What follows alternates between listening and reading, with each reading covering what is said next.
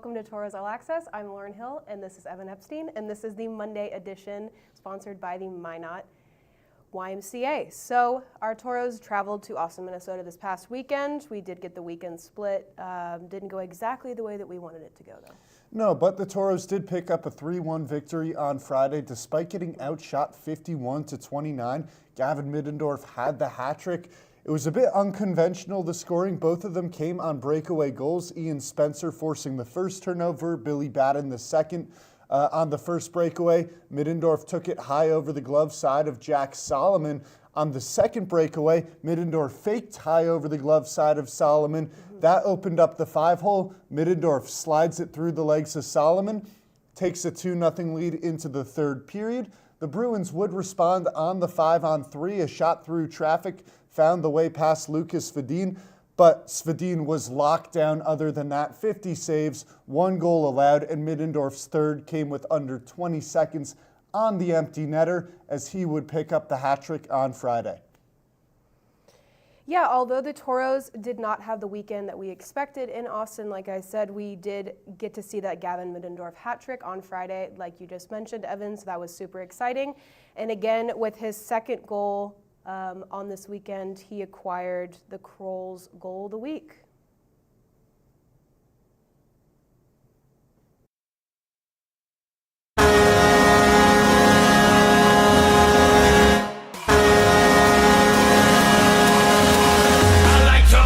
And they pick off the pass. Middendorf all alone on the breakout. Gavin Middendorf scores! Gavin Middendorf on the breakaway once again. Took it through the 5-hole of Solomon. He had so much time that he was able to deke out Solomon without worrying about a defender getting back on the play. I like to move it. I like to. Awesome goal there by Gavin Middendorf, which also earned him the Liberty Tax first star of the week. As we also look at the rest of those, Svedin earned second with 67 total saves on the weekend, and Adam Mahler is our third star with 2 assists.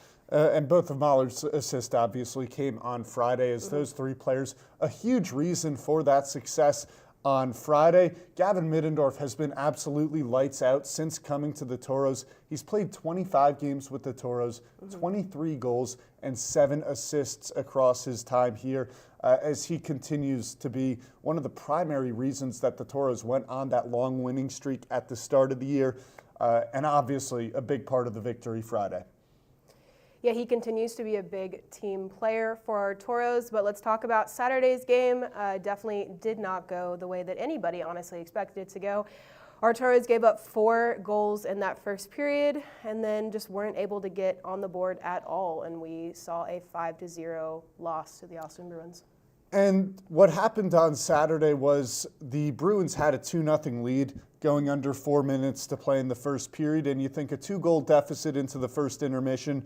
Tauros have come back from down 2 before, but Bruins add on 1 more just under 2 minutes to go in the period, and then a devastating goal with just half a second remaining after the puck moved out off the faceoff, went to the half wall. Tauros think the play's over. Bruins get it back out in front and score on the rebounds. And then to start the second period, 2 early penalties. Bruins cash in on one of those power plays, made it 5-0, and the Tauros really didn't show many signs of life. But Tauros do get to play the Bruins again this weekend at the Mesa Arena. Yes, home ice advantage, and we are hoping that that is all that we need there. But it is extremely rare that you see the Tauros get heavily outshot, especially back-to-back nights. We only had 20 shots on goal in that Saturday game, which is just kind of outlandish for our Minotauros, but with both sides picking up 2 points on the weekend, we stay even at 79 points in the central standings. Yeah, and the race to the playoffs is going to be very interesting. The Bismarck Bobcats now have 5 points between them and the Tauros and Bruins, who both have 79. Tauros and Bruins really jousting for that 2 and 3 spot, and it looks like they're destined to face off in the first round of the playoffs. But the Bruins do have an easier schedule the rest of the way after they play the Tauros. They get to play the North Iowa Bulls as well as the Minnesota Mallards. Same thing for the Bobcats, which means this weekend for the Tauros, it's not about getting a split. They really need 4 points. Yeah, that definitely doesn't minimize the importance of these next few weekends. Home ice is going to be crucial the first weekend against what is most likely going to be the Austin Bruins, as we still compete for number 2 and number 3 in playoff spotting. As the 2 games this weekend will play a major factor in determining that playoff positioning, with the Bruins playing the Bulls and Mallards following this upcoming weekend. That makes the upcoming series all more important for the Tauros to pick up 4 points this weekend. Right, and you see the upcoming schedules right there. They have the Bulls and the Mallards after. Those are 2 easier opponents, whereas the Aberdeen Wings are fighting for that final playoff spot. You saw in the standings, the Wings currently 2 points ahead of the St. Cloud Norsemen. They've been playing some pretty good hockey as of late.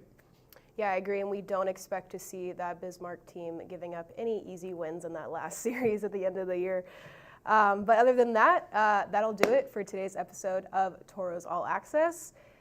We have this lovely QR code over here that you can scan and get access to our tickets, merchandise, literally anything can be found within this QR code, as well as the fact that we still have jerseys up for auction, correct? Yeah, dashapp.io, the Luck of the Tauros auction part 2. There's 10 jerseys up. Those St. Patrick's Day weekend jerseys, they are awesome. This is your final chance to try and go buy one of those. The auction will be ending, I believe, at 9 p.m. tonight. So make sure if you want one of those jerseys, you're checking out dashapp.io. And with that, that'll do it for us on Tauros All Access. Tauros back home this weekend to take on the Austin Bruins once again, looking for some revenge after Saturday's game. Friday, March 28th, Saturday, March 29th, 7:35 p.m. puck drop. As always, QR code to the left. Make sure you're buying tickets for this weekend. It has huge playoff implications. And with that, we'll see you tomorrow.